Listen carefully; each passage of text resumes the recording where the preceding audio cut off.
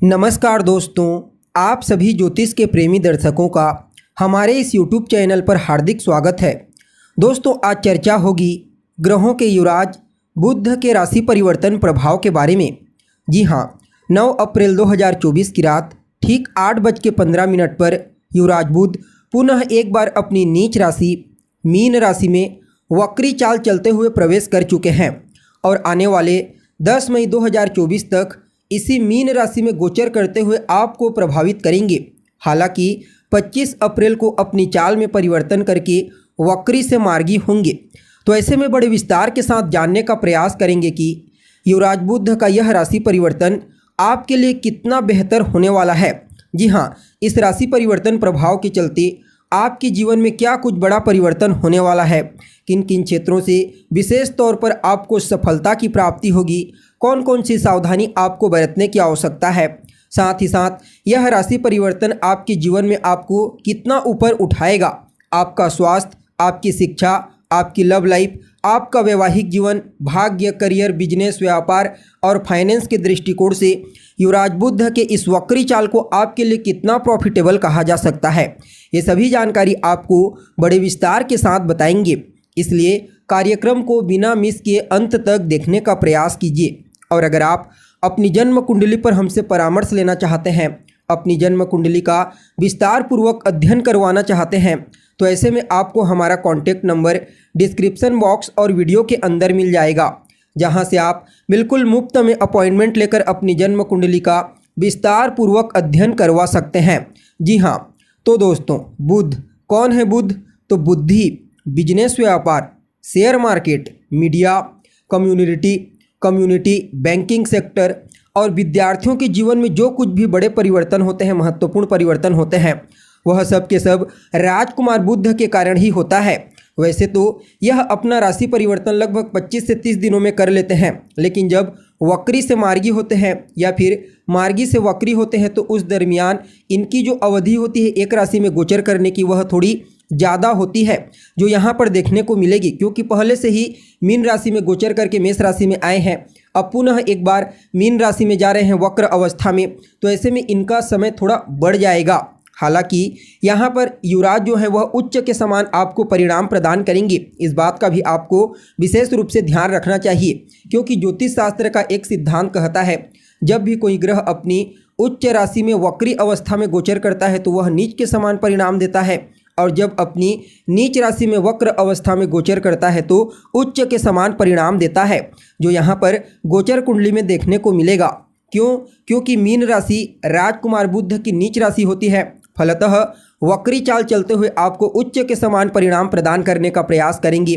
तो ऐसे में आपके लिए युवराज का यह वक्री चाल अत्यंत ही श्रेष्ठ और अद्भुत परिणाम प्रदायक साबित होगा।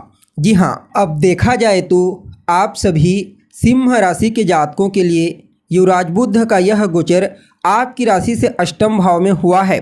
जी हाँ, यहाँ पर बुध आपके लिए आपके दूसरे भाव यानी कि आपके धन भाव और आपके एकादश भाव यानी कि आपके लाभ भाव के स्वामी बनकर अष्टम भाव में गोचर करेंगे। हालांकि अष्टम भाव को उतना अनुकूल नहीं माना जाता। यह आपके संघर्ष, आपकी परेशानी, आपकी कठिनाइयों का स्थान होता है। लेकिन यहाँ पर युवराज बुध अपनी नीच राशि में उच्च के समान परिणाम प्रदान करते हुए गोचर करेंगे। फलतः आपके लिए भी राजकुमार के इस गोचर काल को कुछ मामलों में अत्यंत ही श्रेष्ठ और अद्भुत परिणाम प्रदायक कहा जा सकता है।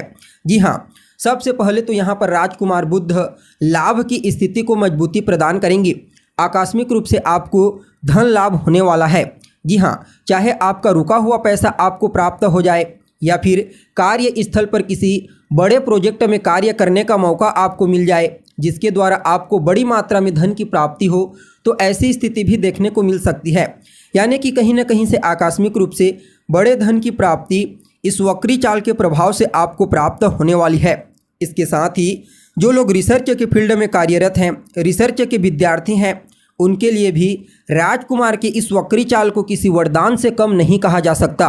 निश्चित तौर पर अनुसंधान के क्षेत्र में उन लोगों को ऊंचाई, सफलता प्राप्त करने से कोई नहीं रोक सकता। इस समय आपकी छठी इंद्रिय को युवराज जागृत कर देंगे। फलतः घटने वाली घटनाओं का आपको पूर्वाभास होने लगेगा, जो कि आपके लिए और अन्य लोगों के लिए थोड़ा आश्चर्यचकित करने वाला रहेगा।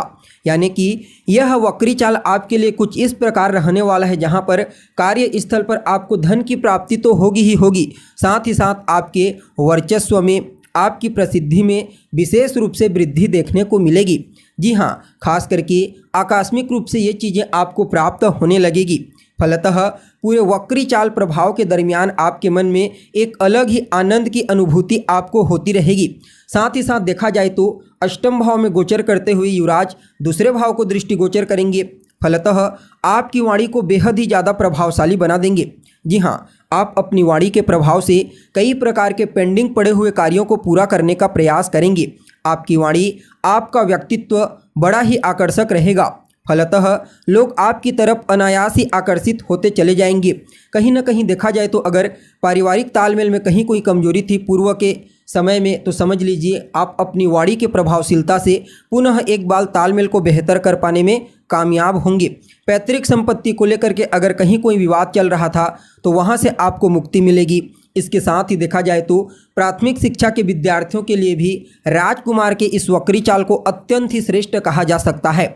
जी हाँ, उन लोगों को अपने पढ़ाई लिखाई में विशेष सफलता की प्राप्ति होगी, पढ़ाई में उनका मन लगेगा और कहीं ना कहीं ससुराल पक्ष से भी आपके तालमेल बेहतर होते हुए नजर आ रहे हैं।